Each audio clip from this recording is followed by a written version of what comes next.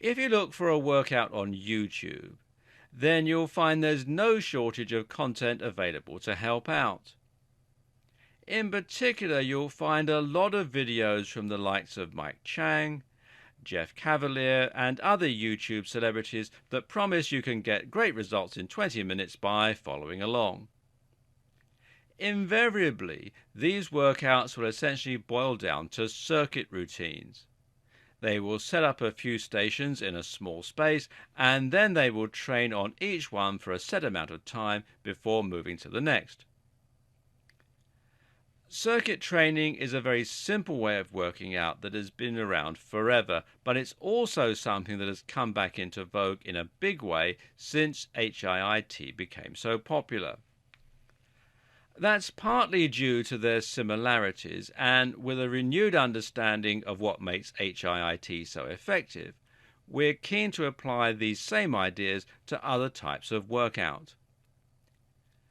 Circuit training like this can be designed to work as a form of Metcon, while also offering resistance cardio, concurrent training, and being very easy to perform in a small amount of space and a short amount of time.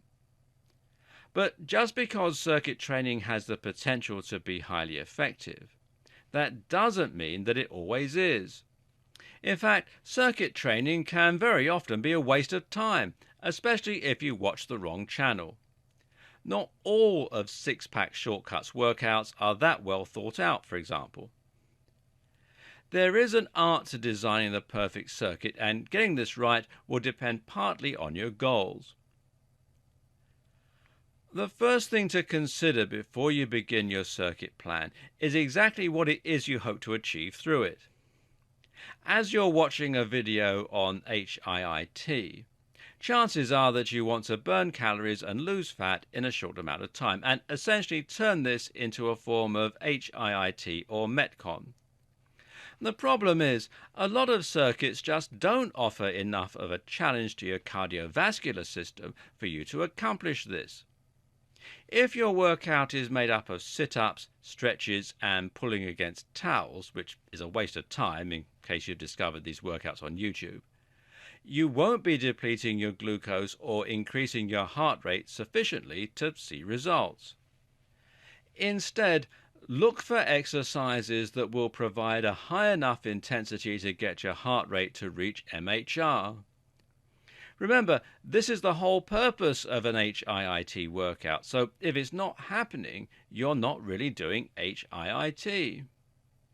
Bodyweight lunges are not intensive unless you are in particularly bad shape, so instead try high knees, tuck jumps, and kettlebell swings. Remember that you can also increase your challenge by performing concurrent training. Kettlebell swings provide a great example of this, but so too can various other challenges, like weighted pull-ups or muscle-ups.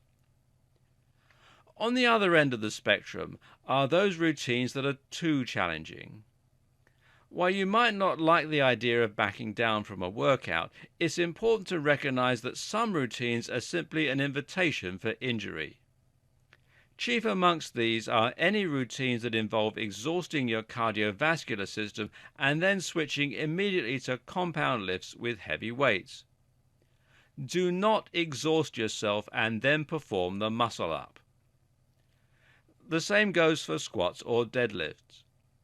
These movements should go at the start of the circuit if you choose to include them, and you should use a light-ish weight to avoid injury. The tireder you get, the more your form will suffer. That doesn't matter for an incline press or a jumping jack, but it really does matter for a deadlift.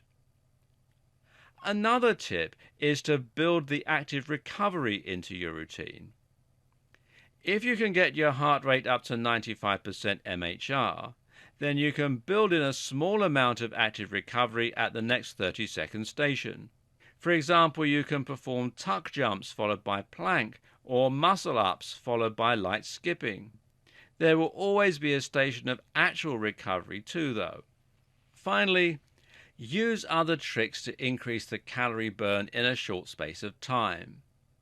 If you switch from your legs to your upper body, for example, Your heart will work harder in order to direct blood from the top to the bottom, as we discussed earlier. Likewise, you can design your circuit with different lengths at each station in order to mimic something akin to cardio acceleration. Or why not use a long session of intense cardio right at the start of your circuit to increase your heart rate and reduce your glycogen stores? You can also add your own finisher at the end of your routines. The best type of circuit routine if you aim to burn fat and build muscle will be one that uses every muscle in the body. A whole body routine will not only provide the most even improvements throughout your physique, but will also help you to trigger the biggest release of growth hormone, testosterone, and other anabolic hormones. Want to build more size and less definition with your Metcon circuits? Then a good option is to use the same type of routine, but to focus more on one muscle group. For example, you might perform only bicep exercises as your main form of resistance training and schedule CV stations in between, essentially making a structured form of cardio acceleration. This will allow you to focus on one muscle group enough to cause real damage and metabolic stress. By continuously returning to the same muscle group, you'll be able to cause more micro tears, which will contribute to more repair and more growth/strength. Likewise, you'll be able to flood that one muscle group with more blood and more hormones, which will make it more likely to grow in a very big way. This now becomes something more akin to a bodybuilding workout, but with the added cardio in order to provide the benefits of HIIT. If you don't have time to focus each session on a different muscle group, then consider using a push-pull routine instead and switching between pushing movements and pulling movements to train the muscles.